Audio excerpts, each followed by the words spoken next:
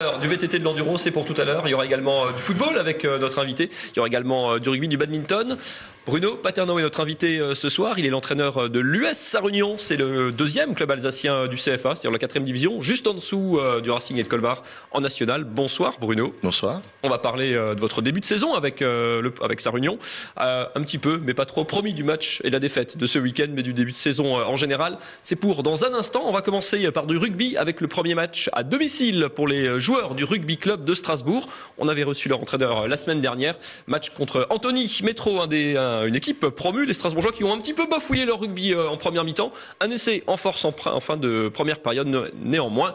Et par contre, l'Avalanche en deuxième mi-temps. Un ballon gagné sur une touche. Un groupé pénétrant le rugby et ses classiques pour aller aplatir dans leur but adverse. C'est signé Gert Schonby, le joueur sud-africain. La même en couleur de l'autre côté, côté droit, une mêlée, un ballon chippé sur mêlée. Et William Vavrin va aplatir à son tour. Les Strasbourgeois qui ont beaucoup usé leurs adversaires en première période et qui explosent en deuxième. Une fin de passe, un crochet à gauche pour le 4e essai.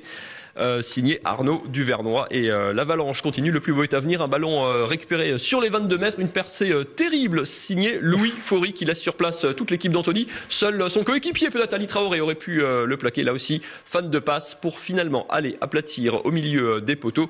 Il y aura 7 essais en tout pour les Alsaciens, le 6e aller pour la route.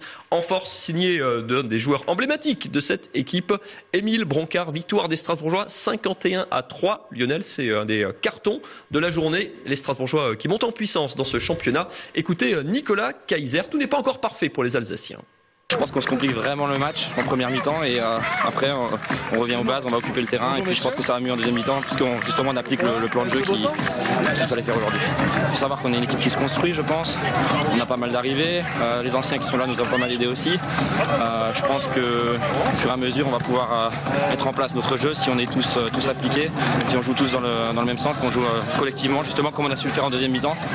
Les Strasbourgeois qui ont un match au sommet à Dijon, ce sera dimanche prochain entre Strasbourg et Dijon, ce sont vraiment les deux gros favoris du championnat. Et pour être complet sur le rugby, la défaite des Miss Rugby, l'entente Célesta Ilkirch, le meilleur club alsacien féminin battu pour son retour en élite 2 par Chili-Bazarin. 36-8. Et l'autre actualité, toujours très impressionnante, vous allez le voir, c'est l'enduro VTT. Oui, après l'Écosse et l'Irlande, et avant l'Italie, une des 6 étapes européennes du Bluegrass Enduro Tour faisait étape en Alsace. Attention les yeux, accrochez-vous à votre fauteuil, à votre canapé, c'est parti.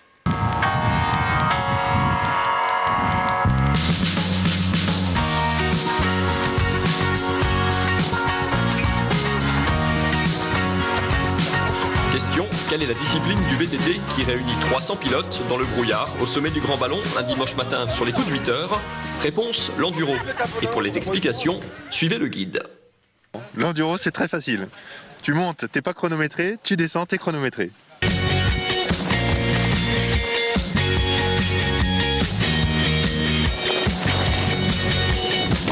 Au programme du jour, 35 km et 2000 mètres de dénivelé négatif entre le sommet des Vosges et Guebwiller. Avec au menu tout ce que les sentiers du coin peuvent offrir comme surprise, plus ou moins agréable. Épingles, racines, pierres, terre, tout. On peut s'attendre à tout. Et après, ça te demande comme qualité, on va dire, physique et tactique de lire le terrain rapidement et de s'y adapter le plus vite possible. Car en enduro, pas de reconnaissance, les pilotes découvrent le tracé en prenant le départ et s'adaptent à chaque virage. Une formule qui attire des pilotes de toute la région, provoquant un raz-de-marée au moment des inscriptions. Alors c'est vraiment en ce moment ce qui plaît dans le VTT. Donc nous on a ouvert les inscriptions début février. En moins de 24 heures on a 400 inscrits.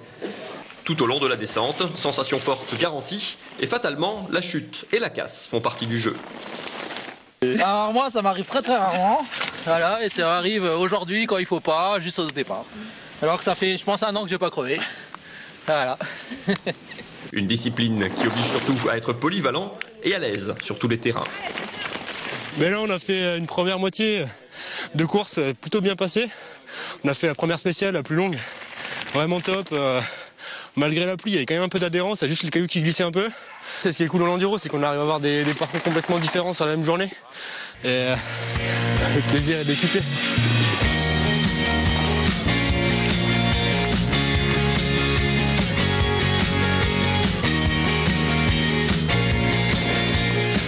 Retour en plateau, on va parler de football avec notre invité Bruno Paterno. Focus cette semaine sur le championnat de CFA, championnat de France amateur, c'est donc la 4e division française où évoluent 2 clubs alsaciens, le FC Mulhouse qui a bien commencé et l'US Sarre-Union. Ça s'est pas très bien passé, on vous a pas porté chance Bruno pour ce week-end, regardez ces images. Vous receviez Viry-Châtillon, c'était ce samedi après-midi du côté de l'Alsace-Bossu et votre équipe Bruno s'est inclinée 1-0 sur ce but concédé en début de match. Début de saison pourtant alors très équilibré quand on regarde le classement. Vous avez 2 victoires, 2 nuls, 2 défaites, 8 buts marqués, 8 encaissés. Alors quand c'est la platitude parfaite comme ça, les entraîneurs sont pas forcément satisfaits, mais c'est un début de saison malgré tout qui vous satisfait pour l'instant. Oui, bon, je veux dire sur 6 matchs on en a perdu que 2. Je veux dire si on gardait ce rythme tout au long de la saison, on se maintiendrait sans souci. Donc l'objectif c'est toujours le maintien à Sarre-Union pour l'instant en tout cas. Et donc voilà, on a fait, je crois, c'est vrai un faux pas samedi contre Viry-Châtillon, mais les victoires à Saint-Étienne et les victoires à Mont-Soleil-Mines nous ont permis un petit peu d'effacer cet échec de samedi. Paradoxalement, c'est un peu le paradoxe de votre début de saison, c'est que votre équipe est pour l'instant, en tout cas en termes de résultats, meilleure à l'extérieur qu'à domicile. Oui, c'est dommage parce qu'à l'issue du 2e match contre Sochaux à domicile, on gagnait 2-0, il restait 10 minutes à jouer, puis on a été rattrapé, ça a fini par un score de parité à 2-2. 15 jours après, on joue contre Drancy à domicile, on gagne 1-0, il reste 2 minutes à jouer, un penalty contre nous amène encore une fois à faire 1-1. C'est vrai qu'il y a un petit peu de crispation du coup qui s'est mis sur mes joueurs. Bon voilà, c'est quelque chose qui j'espère va vite s'effacer. La saison est encore tellement longue, on aura le temps de se rattraper. La petite commune, Sarre-Union, petit budget, vous êtes le petit poussé du foot ? De toutes les poules de CFA, oui, on est le petit poussé. Voilà, mais on a la chance d'avoir Monsieur Rudi Keller, notre manager général, mais aussi Laurent Weinstein, le président. Et grâce à eux, on se démène pour essayer de trouver toujours des joueurs, des garçons qui parfois sont plus en odeur de sainteté dans d'autres clubs. Donc on les récupère ainsi. On travaille aussi un petit peu avec le Racing Club de Strasbourg qui nous met toujours un petit peu des garçons. Vous récupérez souvent des jeunes. Oui.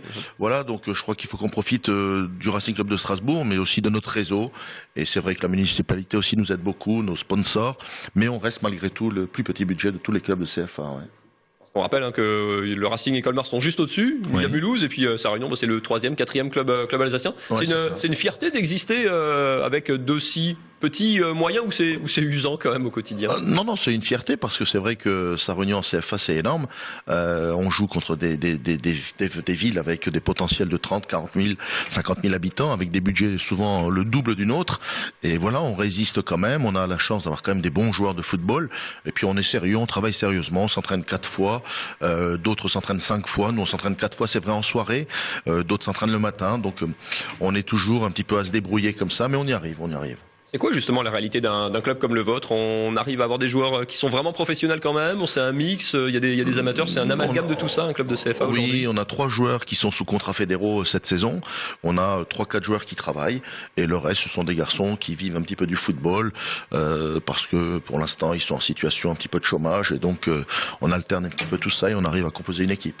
La suite, dès ce week-end, c'est Coupe de France pour les clubs alsaciens, 4e tour. Vous avez tiré, alors pas le gros lot, mais presque pour vous personnellement en tout cas, déplacement à Vauban dimanche, club auquel vous avez joué, club que vous avez entraîné. Match piège, Vauban est leader de la DH. Oui, Vauban est leader de la DH, oui, c'est vrai que les niveaux se nivellent toujours lors des matchs de Coupe de France. Il faudra qu'on soit très très sérieux pour réussir à passer ce tour. On va aller jeter un coup d'œil à l'étage juste au-dessus du côté du National avec les résultats de ce week-end pour Colmar et pour le Racing. Regardez. Dans le match au sommet du week-end, Colmar s'est rassuré. Certes, les Verts ont concédé le nul, 0-0, à domicile, mais en face, le Red Star est l'un des grands favoris pour la montée. Bien en place, costaud et appliqué pendant les 90 minutes d'un match de très bon niveau, les Colmariens se sont remis en marche avant après leur match nul contre le Racing et leur première défaite à Avranches. On avait l'ambition avant le match de se racheter et de les renverser, mais je pense que c'était entre guillemets ambitieux. Et qu'à l'arrivée, en toute humilité, on est content de prendre ce point. On a fait, je pense, un très bon match défensivement, ça fait du bien. Après, surtout, 2 matchs, on prend 6 buts. Terminer avec 0 derrière, ça fait du bien. Les Verts n'auront vraiment tremblé que pendant les 10 dernières minutes, mais Cédric Mensah, au but, a tenu la baraque sur les quelques occasions du Red Star.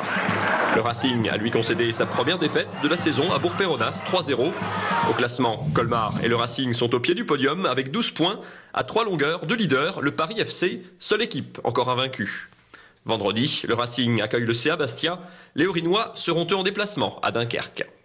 Voilà, vous l'avez vu, ça joue plutôt très bien. Dans un instant, on revient avec Bruno Paterno. Je voulais qu'on évoque ce badminton à SPTT, ça jouait également. Oui, c'est reparti, c'est la saison de la reprise, c'est l'automne, tout le monde rentre, les élèves, les sportifs aussi. Reprise du championnat du top 12, c'est le championnat de France de badminton par équipe le plus haut niveau français, avec parmi ces 12 meilleurs clubs alsaciens, vous allez les découvrir sur ces images, deux clubs alsaciens parmi les 12 meilleurs nationaux, le Red Star de Mulhouse qui a battu Créteil et la SPTT Strasbourg, short blanc qui a dominé Fos-sur-Mer pour la première journée de championnat. Victoire 5-3 des Alsaciens, des Strasbourgeois qui étaient champions de France en 2013, 4e en 2014, toujours ambitieux et emmené notamment par la numéro 1 française et actuellement 35e joueuse mondiale, Sachina Vigne, les Strasbourgeois qui une fois de plus, tenteront de se qualifier pour les playoffs et pourquoi pas venir bousculer Chambly, le champion de France. On aura très bientôt d'ailleurs des invités badminton ce lundi soir dans une des prochaines émissions de Club Alsacien, donc parmi l'élite du badminton français et lyonnais. Voilà, il nous reste une petite minute 30. Tout à l'heure, je vous ai entendu dire, Bruno, objectif, c'est voilà, pas de relégation, le maintien. Honnêtement, objectif quand on est un entraîneur, c'est quoi? On aime bien être dans le ventre les 10 premiers, Oui, l'objectif, on l'avait annoncé en début de saison, c'est d'essayer d'être dans les 10 premiers. Forcément, c'est déjà pour nous l'absolu d'arriver à tenir ce rang-là dans ce championnat. Voilà, l'année dernière, on a fini 9e, on espère faire au moins aussi bien cette année. Voilà, on travaille pour. Sa réunion en CFA, vous le disiez, c'est presque une anomalie en termes de moyens. Le Racing et Colmar, peut-être, c'est aussi une anomalie en national. On n'avait pas trop l'occasion d'aller les voir parce que ça joue en même temps que vous vous entraînez. Mais c'est pareil, le Racing, il y a besoin il faudrait que c'est un de ces deux clubs ou que ces deux clubs montent. Oui, nous on profitera toujours de toute façon de la situation et de Colmar et du Racing Club de Strasbourg, puisque par définition on pourrait récupérer des joueurs. Donc plus ces clubs vont monter et plus par définition nous on va aussi bénéficier de ce retour en investissement par rapport à ces clubs. Comment vous attirez les joueurs du Racing? Qu'est-ce qu'on leur promet pour les attirer jusqu'à sa réunion? C'est pas bien loin. Non, c'est pas bien loin. Puis c'est voilà un esprit de famille avec Monsieur Rudi Keller qui fait un énorme travail. Voilà. Et puis aussi sur la qualité de jeu qu'on propose. Et on reste sérieux tout en restant amateur. On essaie de bien travailler.